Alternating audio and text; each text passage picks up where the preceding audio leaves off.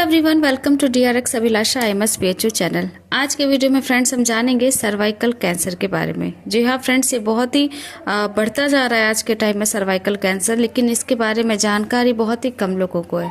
तो चलिए फ्रेंड्स जानते हैं कि सर्वाइकल कैंसर क्या होता है। ये हमारी बॉडी में सर्विक्स पर होने के कारण इसे सर्वाइकल कैंसर कहते हैं, और इसमें जो सिम्टम्स होते हैं वो तब तक नहीं दिखते जब तक ये फैलना शुरू ना हो जाए।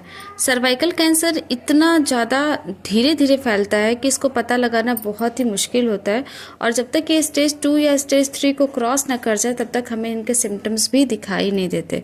मतलब ये एक ऐसा कैंसर है जो कि अच्छे से डेवलप हो जाता है तभी पता चलता है, इसलिए इसके बारे में जानकारी होना बहुत ही ज़रूरी है। सर्वाइकल कैंसर एक ऐसा कैंसर है जिसके लिए वैक्सीन आती है। तो जी हाँ फ्रेंड्स, अगर आप चाहते हैं कि आपके जो लोग हो या फिर आप अपने आप को भी अगर सुरक्षित करना चाहते हैं तो आपको सर्वाइकल कैंसर के लिए HPV वैक्सीन जरूर लगाना चाहिए।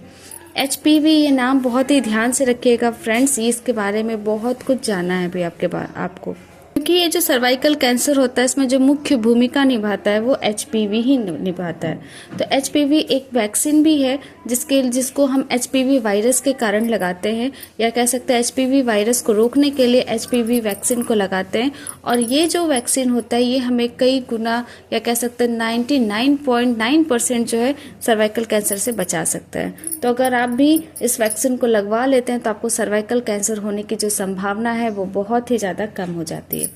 तो चलिए फ्रेंड्स जानते हैं कि सर्वाइकल कैंसर के लक्षण और कारण कौन कौन से होते हैं।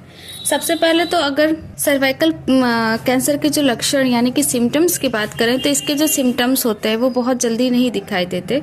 जब सर्वाइकल अच्छी तरीके से फैलने लगता है, या कह सकते हैं कि जब सर्वाइकल के जो कैंसर्स होते हैं वो जो उनके जो सेल्स होते हैं वो अदर सेल्स को डैमेज करने लगते हैं, हमारे सर्विक्स के बगल अगल में भी जितने भी सेल्स होते हैं उनको भी कैंसर सेल्स में कन्वर्ट करने लगते हैं, तब हमें धीरे धीरे उसके सिम्टम्स दिखाई देने लगते हैं। और उसके सिम्टम्स कुछ इस तरीके से होते हैं जैसे कि हमारे वेजिना से पानी ज़्यादा मात्रा में आना, या ब्लीडिंग होना, या कह सकते हैं कि पीरियड्स के टाइम बहुत ज़्यादा मात्रा में ब्लीडिंग होना, साथ ही साथ क्लॉट आना यानी कि खून के साथ साथ थक्के आना, ये भी एक सर्वाइकल कैंसर के लक्षण हो सकते हैं। इसके साथ ही फ्रेंड्स जब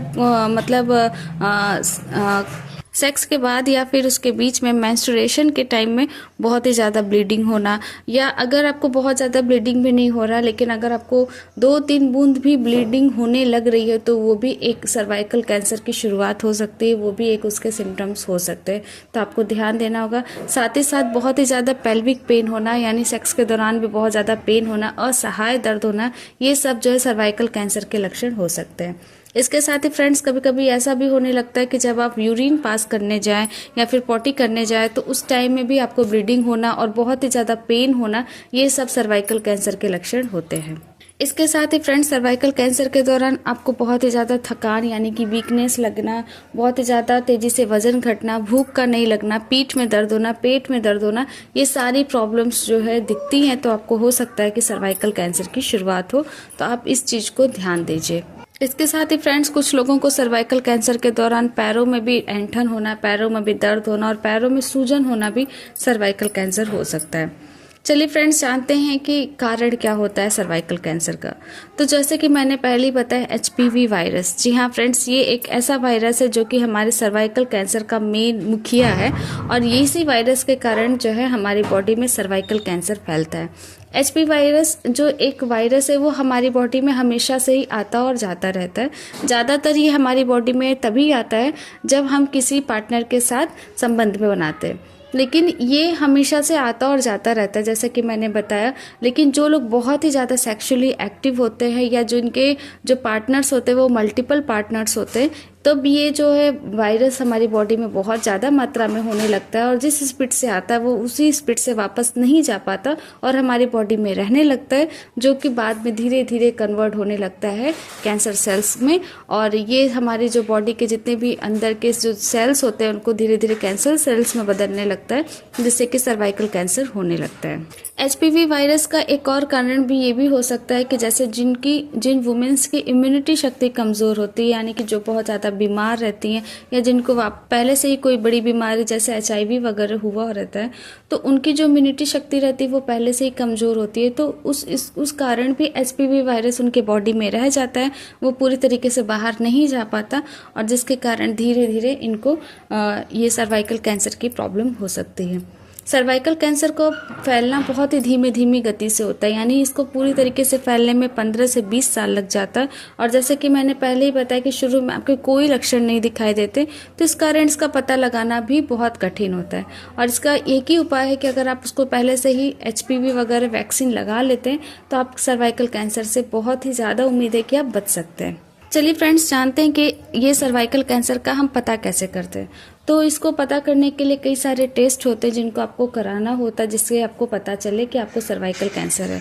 जैसे कि मैंने पहले बताया कि सिम्टम्स जो भी हैं, जैसे दर्द होना, ब्लीडिंग होना, क्लॉटिंग होना, पेल्विक पेन होना, तो अगर आपको ये सारे लक्षण दिख रहे हैं तो आपको टेस्ट कराने होंगे, जिसमें पैप टेस्ट होता है, पैप स्मीयर टेस्ट होता है, और उसके आगे और भी सारे टेस्ट होते हैं। जो पैप टेस्ट होता है, इसमें क्या होता है कि हमें पता चलता है कि ये जो हमारे जो टिश्यूज़ हैं सर्विक्स के पास, जो भी टिश्यूज़ हैं, वो उनके जो सेल्स हैं वो किस तरीके से बदल रहे हैं या नहीं बदल रहे हैं। अगर वो कैंसर सेल्स में बदल रहे होंगे तो हमें इस पैप टेस्ट के थ्रू पता चल जाता है। और अगर ये लक्षण जो है जो हमारे टिश्यूज़ हैं वो असामान्य दिखाई देते हैं, मतलब जैसे होने चाहिए वैसे नहीं दिखाई देते, तो फिर इसको आगे की ओर टेस्ट किया जाता है।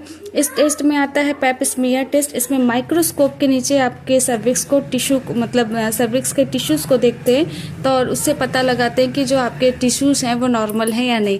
अगर वो उस टाइम भी एबनॉर्मल होते हैं तो फिर उसको आगे एक और जांच होती है जिसको हम कॉल्पोस्कोपी कहते हैं। तो कॉल्पोस्कोपी में क्या होता है कि आपके सर्विक्स सेल को बड़ा कर देते हैं और उसमें आपके जो है सेल्स को देखते हैं कि वो कैसे, अगर उस समय भी आपके जो सेल्स हैं वो अच्छे तरीके से नहीं दिखाई देते, यानी कि वो एबनॉर्मल दिखाई देते, तो हो सकता है कि आपका जो मतलब सर्वाइकल कैंसर हो सकता है आपको उस टाइम भी। तो उस टाइम क्या करते हैं, उस सेल्स के कुछ सैंपल्स को लेते हैं और आगे जांच की ओर देते हैं। तो इस तरीके से कई सारे टेस्ट होते हैं जिसके थ्रू आप पता कर सकते हैं कि आपकी बॉडी में सर्वाइकल कैंसर है या नहीं। तो बी अवेयर, और आप चाहो तो सर्वाइकल कैंसर को रोक सकते हैं, क्योंकि यही एक कैंसर है जिसकी वैक्सीन आप लगवा के अपने आप को सुरक्षित रख सकते हैं। उम्मीद है फ्रेंड्स आपको सर्वाइकल कैंसर के बारे में जानकारी अच्छी लगी होगी। वीडियो पसंद आया हो तो चैनल को लाइक शेयर सब्सक्राइब ज़रूर करें। Thank you.